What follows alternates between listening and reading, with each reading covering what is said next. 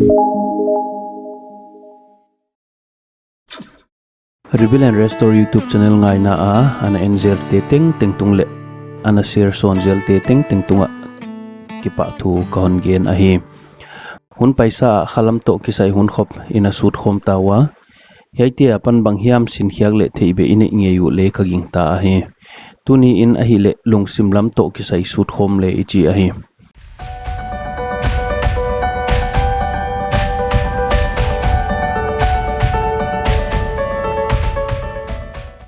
ming te kha taksa lungsim le kha nei hiwa hei taksa lungsim le kha achidam vek chiangin kipa na di tama nuam kisa in ihovel zat nuam ma hi waizakin hei tengthum achidam veku poimo pet ma hi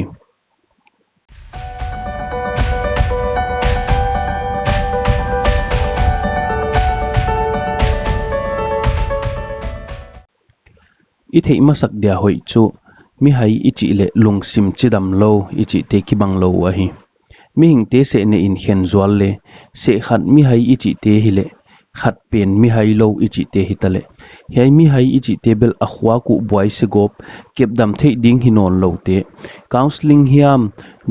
dam doi hiam ahi kile therapy chi te khonga dam thei ding hinon lo te mi hing thil hi theina a hoi thei non lo de te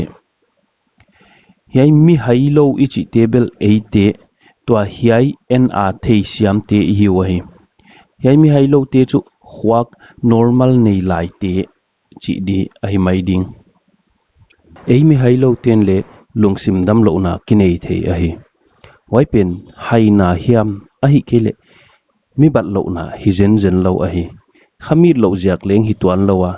piang thak tampi takin le lungsim damlouhna nei thei thamahi taksa in le nat na le damlouhna atwa sek bangin eite lungsim le damlo chi om the hi taksa nat na chi tuam diabetes cancer TB pneumonia asthma malaria le adang dang tampi tak a om bangin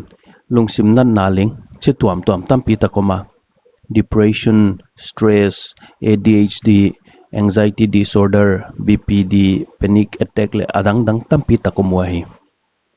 i taksa adam lo chiangin damdoi te zangin ikikem sekua malaria nan na veiten malaria damdoi inewa cancer adam lo ten cancer damdoi ineu hi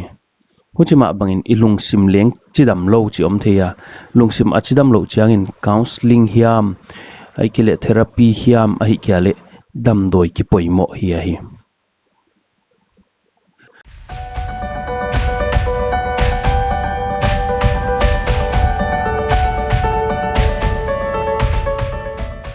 lungsim damlouhna hongki pat theina tampen ma tuate hi chawa mok gen seng dile hi khol lo hi atang pi deu gen le ipiana pan a ei hon kem tu te hon kep khel ziakin le lungsim damlouhna nei theya nu le pa tam takte na ta teu akep di bang takwa akep lo ziak khong le mi tam takin lungsim damlouhna nei lo hi wacha i khan khiak na environment le society hoi lo ziakin le lungsim damlouhna nei theya wacha ihin khwa isiam sinna a isep na a nuang le tangwal kala nu pakala sumle pai hak sanna wang sian na le gen theina ina twa te zia khong ale lungsim damlouhna nei thei hi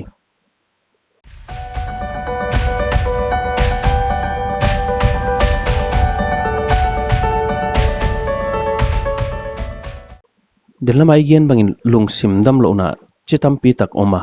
depression stress ADHD anxiety disorder BPD panic attack OCD le adang dang ten signs le symptoms tuam nei chiatwa to ti hiya khata gen di hile hun sol lut lo ding ahi manin hiya alom in yen khom suk vek mai dinga khanna ngai twa na ki hek phut nidanga lungduai ma la twa sin segop ho chika le he phut he na control siam lo thil suk siat khong ching sek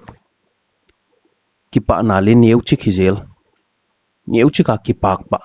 lungkim pa tha khata he phut tha khata lungkim pa zel chi khong taksadam theina kiam luna sana le na tuam taksa tunga tampi nei sung hat lo nei den dam do ya ki kep le le phatwam tuan lo taksa an nat na hawa haw mai achanga om lak khong na sa nak hak sa khong sa da kal kim khat sung khong boy a boy hucha hong hoi zel pataw bai bangyam thilging a hi kele thuzak nei cha deep hom pa zun le ek bang suak mok khoul in pumbwa pa sek hu khong sampa zel lungsim mumal nei lo thupung na la khak sa sa thupung na la khuna le thupung na hoi le hoi lo khen kak siam lo phul phut thil khong hi put anunga ki si kek zel thil chim taka ngai twa thei lo chi khong mi ngai na kiam a hi kele mi ngai a ngai na achanga mi ngai a ngai awang khing wala mi ngai au chi lo chiang ala he san khwa ta hozel mi anin chiang ale nin chi taka ning zel ai kele mi ngai na le nei thei non tak tak lo mani omoma om thei mi dang le phok non tuan lo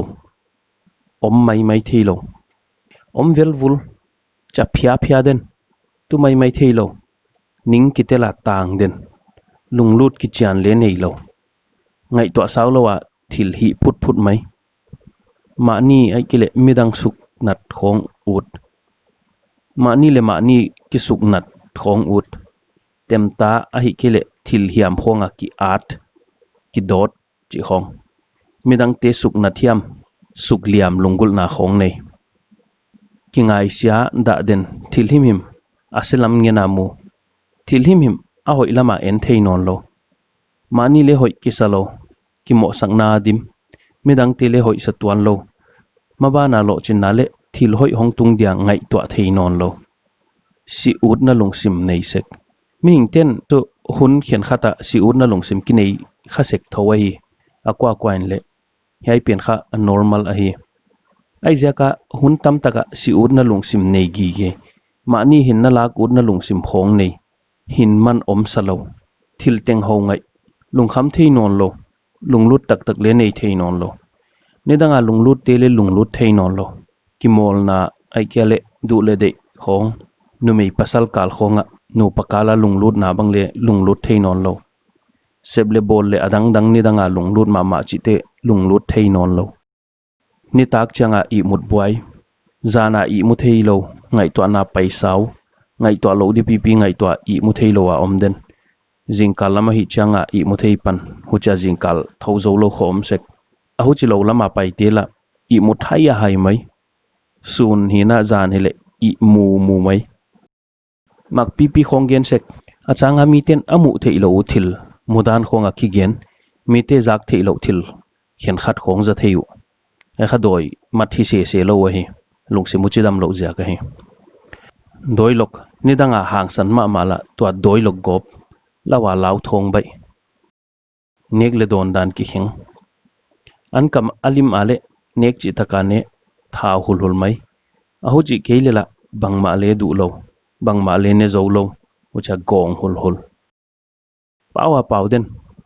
mi hing cham nu siam le paw ud deuh hi mi mama tua ten bel agenu chiang taka a thei banwa a thil gen teu normal a hi himale hen khat paw den mai a ho pi ten bang ngai dan ne ya chi le phok lo khat gen zel adang khat gen zel thil gen mu mal le nei khol lo gen ki zom lo le thei lo ai cha ut teng ban gen a paw den mai khok sak poisang nei tom lungsim normal ten zoom huai asak teu zoom na dia koi vet lo khok sak na nei tom kampau le om daw na suangal paw phok midang ten bang ngai dan nei di chi le khwal lo thil mangil pa lungsim ham hai gop thil sot thei den thei lo kum upat jang le hituan lo wa thil mangil pa hun paisa thil tung ngai to ki mangmat zel hun paisa thil hoi lo to khak mu khak hi khak pen hun tenga mit kha a hong kilang sek ngai to ki khaput sek zan changa mangmat kha sek hu cha lau zel thom hau mangbang zan khang khonga thom hawa i mu theilo khonga om thil hi tuan kong ki khak sa pen khak lo ki sa a wa khak thak ji je khut anin lo pi nin dana ngai to asil ji je thil ni neu chik le mu thei lo a thil hi tuan mai a hilo pipi suangtuahna nei min ama subuai de ka hi chi dan ngai tuahna khong nei mi te laka omlela mi ten a et danu le koi danu diklo hi chi dan khong ngai tuahna nei negle don khen khat ne ngam lo si theina om di khonga gingta min angai lo pi khong ngaisa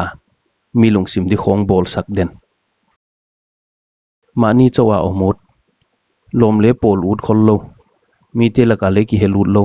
mani chawa omot room khonga mani chawa ki ngai tua nget nguta omden awang namun sanga amial na khonga om hin hianut siang thona ngai do kisil siang le vante hi siang chi te poimo ngai lo nitampi kisil lo wa le om the siang thona poimo ngai lo hiaya igen te bana adang le tam takom laya himale hiaite a common deute a hiwa adang te chawak gen seng di hi khol lo he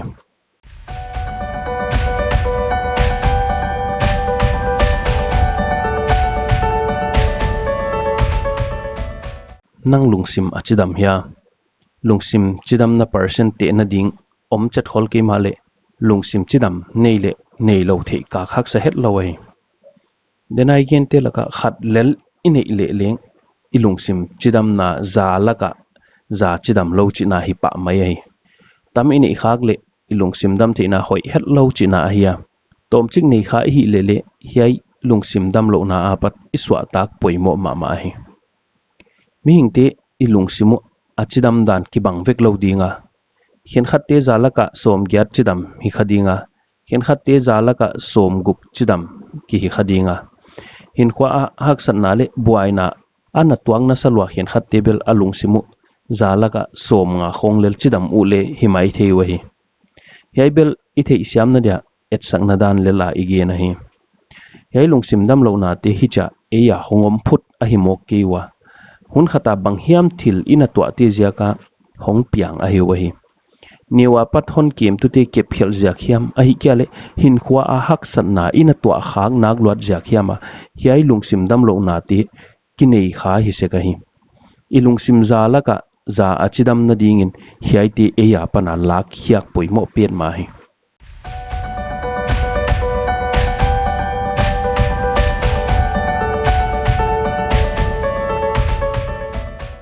lungkham ken dam thei non na hi hiai bangte eya om kha a hi le panpi na ki poimo chi na a hi zum na dingom lo atunga igen banga mi hai ki hilo a hi lungsim damlouhna nei ki hilal a hi hiai bang lungsim damlouhna inani khak na ziak khoi taka suta a hong ki pat na sut hiak poimo a to bana lungsim damlouhna chi tuam te laka bang pen tak hi kha a hiya chi leng sui hiak masak poimo dinga hi eile eiki sui hiak khak sa dinga hi manin hi chibang hon sut pi ding counselor poimo dinga counselor ichi changin trained counselor hiai lama zilna hoi tak nei te igen na hi a ei lama icha counselor kichi te po igen na hi mok lo hi counselor in ilungsim chidam lohna hongki patna hoi taka hon sut hiak pi hit changin adam na ding lampi hon ngai to pi dinga lungsim zala ka za dam sakki kichi thilbai hilo dinga hi himale bang tan hiam bek adam kik na dingin ithil ngai to dan omdan hunzat dan khovel et dan khosak dan I khalam din mun eya hiek ngai leng om khadinga